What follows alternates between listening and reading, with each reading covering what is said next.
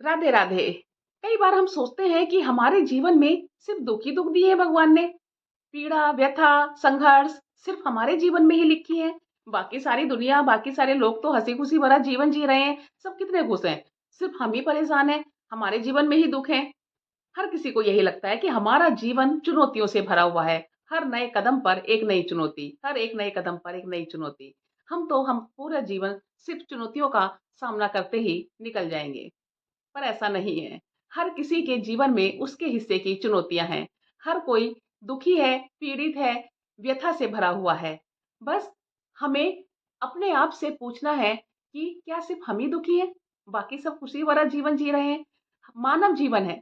मानव जीवन अनेक तरह के रंगों से भरा हुआ है। आज हमारे जीवन में खुशियां हैं तो कल दुख है। आज दुख है तो कल खुशियां हमारा इंतजार कर रही हैं। हमारे जीवन में खुशियां हैं तो दूसरे के जीवन में दुख है। दूसरे के जीवन में खुशियां हैं तो हमारे जीवन में दुख है। तो ये तो मानव जीवन के अलग अलग रंग हैं जो कि चारों तरफ बिखरे हुए हैं। इसलिए हमें कभी भी यह नहीं सोचना चाहिए कि सिर्फ हम ही दुखी हैं। हर कोई अपने हिस्से का दुख झेल रहा है। इसी संदर्भ में आज एक कहानी सुनते हैं, कृष्ण और कर्ण की। अगर आपको मेरी बातें अच्छी लगें तो मेरा चैनल सब्सक्राइब अवश्य कीजिए और लाइक और ज़्यादा से ज़्यादा शेयर कीजिए।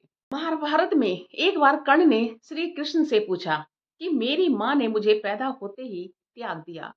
क्या यह मेरा अपराध था कि मेरा जन्म एक अवैध बच्चे के रूप में हुआ? द्रोणाचार्य ने मुझे शिक्षा देने से मना कर दिया क्योंकि वह मुझे क्षत्रिय नहीं मानते थे। क्या यह मेरा कसूर था? परशुराम जी ने मुझे शिक्षा दी, साथ ही श्राप भी दिया कि मैं अपनी विद्या भूल जाऊंगा क्योंकि वे मुझे क्षत्रिय समझते थे। क्या इसमें मेरा कसूर था? भूलवश एक गाय मेरे रास्ते में आकर मर गई। मुझे गोवध का श्राप मिला। द्रौपदी के स्वयंवर में मुझे अपमानित किया गया और मुझे किसी राजघराने का कुलीन व्यक्ति नहीं समझा गया। यहाँ तक कि मेरी माता कुंती ने भी मुझे अपना पुत्र होने का सच अपने दूसरे पुत्रों की रक्षा करने के लिए स्वीकारा। मुझे जो कुछ भी मिला दुर्योधन की दया स्वरूप मिला। तो क्या यह गलत है कि मैं दुर्योधन के प्रति अपनी वफादारी रखता हूँ? श्री कृष्ण मंद मंद मुस्कुराते हुए बोले, कर्ण, मेरा जन्म जेल में हुआ था। मेरे पैदा होने से पहले मेरी मृत्यु मेरा इंतजार कर रही थी। जिस रात मेरा जन्म हुआ उसी रात मेरे माता पिता से मुझे अलग होना पड़ा। तुम्हारा बचपन घोड़ों की धमक और रथों की धमक और तीर कमान के साए में गुजरा। मैंने गायों को चराया, गोबर को उठाया है। मैं जब चल भी नहीं पाता था तब से मेरे ऊपर प्राण घातक हमले हो रहे हैं।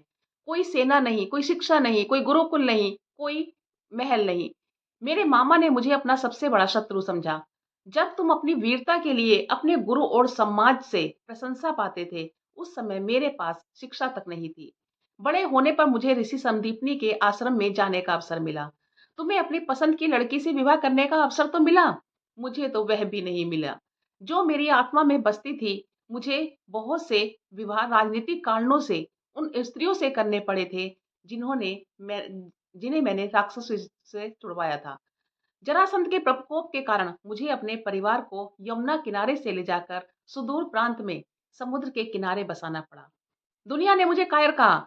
यदि दुर्योधन युद्ध जीत जाता तो विजय का श्रेय तुम्हें भी मिलता, लेकिन धर्म युद्ध जीतने का श्रेय अर्जुन को मिला। मुझे कौरवों ने अपनी हार का उत्तरदायी समझा। इसलिए कर्ण, किसी का भी जीवन चुनौतियों से रहित नहीं है। सबके जीवन में सब कुछ ठीक नहीं होता। कुछ कमियां अगर दुर्योधन में थी तो कुछ युधिष्ठिर में भी थी। अनुचित क्या है और उचित क्या है, यह हम अपनी आत्मा की आवाज से स्वयं निर्धारित करते हैं।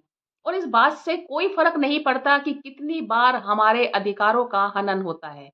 फर्क सिर्फ इस बात से पड़ता है कि जब हम उन सबका सामना किस प्रकार से करते हैं। मित्रों, यह थी आज की कहानी। आपकी हमारी वीडियो कैसी लगी? कमेंट करके जरूर बताइए।